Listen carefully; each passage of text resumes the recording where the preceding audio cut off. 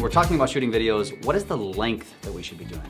So I think when you first get started, you want to keep them short. So under 60 seconds, ideally under 30 for a lot of people. Number one, you're usually not that good on camera yet, so you got to give yourself some time to get more compelling for longer content. And two, people don't care right off the bat, so you want to give them something short, concise, they can get to know you through, and then work your way up to the longer stuff. Totally agree. Do not vomit from the mouth. Right. But let's talk about the platform because that's important. So generally speaking, if you're going to be posting to Instagram and Facebook, keep the content very short, exactly what Nick said. However, if you want to be producing content for YouTube, YouTube actually encourages long form content. So like 5 to 7 minutes because you're going to be educating the audience. Right, a lot of how-to videos on YouTube. Correct. Right, so I think a good kind of overall rule is when you're first getting started, maybe keep them short, focus on Instagram and Facebook, and then as you get better, move to YouTube, right? Agreed. Cool, well get out there, use these tips, and start making some videos.